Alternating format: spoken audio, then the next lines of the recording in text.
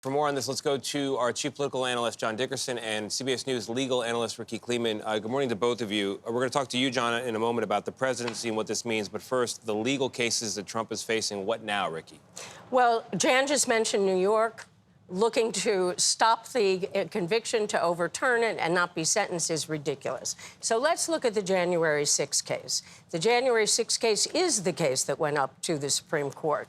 What is going to happen here is a matter of procedure.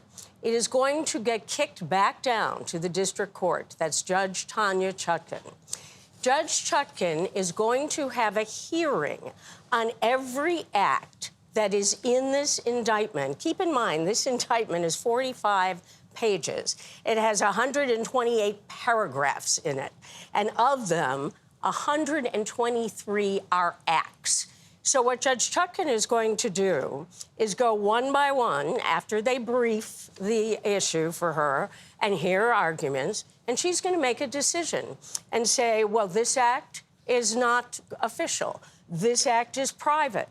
And there, I will say, I think without fear of contradiction, understanding Judge Chutkan, who is prompt, who is precise, who is smart, and found that there was absolutely no immunity, that about 95% of this case, she is going to say is ready for trial. That 5% is a big deal, right? So a key part of the interference allegations, and I think a disturbing aspect of the Supreme Court ruling for a lot of people, is that Donald Trump's efforts to pressure his vice president not to certify the election will be an official act and therefore not prosecutable. No, wrong. It's No? the Justice Department conversations. They are definitely not prosecutable. The question of the conversations with Mike Pence to stop the certification, they may be presumptively official, but I would still think Judge Chutkan will find that the government can overcome the presumption, and they're going forward. What's the problem here is delay, because they're all going to be appealed. John, can you put this in perspective about what it means historically? Because many people are sitting here thinking the guardrails have now come off. What does this mean? So we have to separate it in a few different ways. There's the office of the presidency. Forget who's in the office. There have been debates about the power of the president and the executive and what kinds of powers the executive needs to act with dispatch. Those arguments were going on pretty much right after they finished the Constitution 234 years ago in that hot summer in Philadelphia. In that regard, this basically gives more power to the presidency, but that's a kind of an abstract debate about the presidency. What does it mean with respect to Donald Trump? Well, it means what Rikki was just talking about. There are specific ways in which it'll affect this case about his participation in January 6th. But then there's the third part, which is the biofeedback.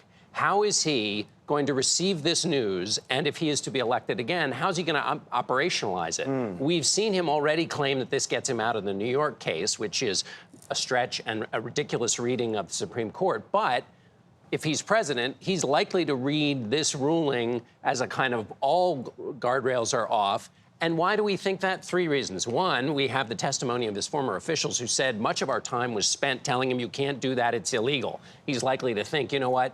I know how to get around this. The second thing is when presidents are given power, they rarely say, you know what, I'm not going to use it. And the third thing is if you believe in politics, that if you have the power, you can do what you want, well, he's likely, and those who support him are likely to read this ruling as saying, if you have the power and it's part of your job, then go ahead and do what you want. But, John, he has said this even before the ruling. So how should that he has the power, how should voters process this? They should, and I'll go back to what I've been talking about for years, they should think of this as an office that requires the occupant to have a certain level of character. Because when you're given extreme power, it comes down to you and your character and whether you will use that power wisely and in a restrained fashion in the job. And that goes to not just these questions that are a part of this ruling, but more broadly in the job. Character means two things. One, do you care about people other than your base? Because you're president of the whole country.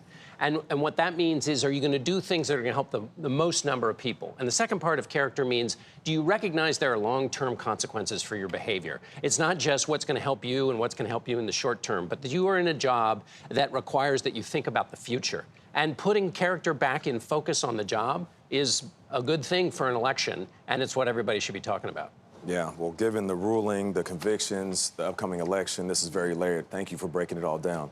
We appreciate you. Could be talking about this the entire show, actually. Yes. Yeah. But thank you. We'll check back in with you later.